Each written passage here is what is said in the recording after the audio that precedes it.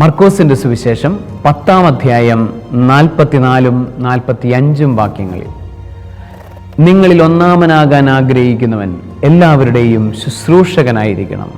മനുഷ്യപുത്രൻ വന്നിരിക്കുന്നത് ശുശ്രൂഷിക്കപ്പെടുവാനല്ല, ശുശ്രൂഷിക്കുവാനും സ്വന്തം ജീവൻ അനേകർക്ക് മോചനദ്രവ്യമായി നൽകുവാനും വേണ്ടിയിട്ടാണ്.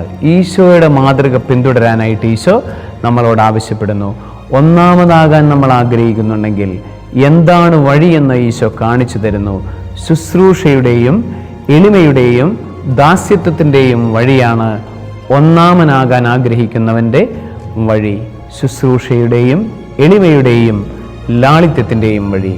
സർവശക്തനായ ദൈവം പിതാവും പുത്രനും പരിശുദ്ധാത്മാവും എളിമയുടെയും സ്നേഹത്തിൻ്റെയും ലാളിത്യത്തിൻ്റെയും വഴി നിങ്ങൾക്ക് ഓരോരുത്തർക്കും നൽകുമാറാകട്ടെ. ആമേൻ.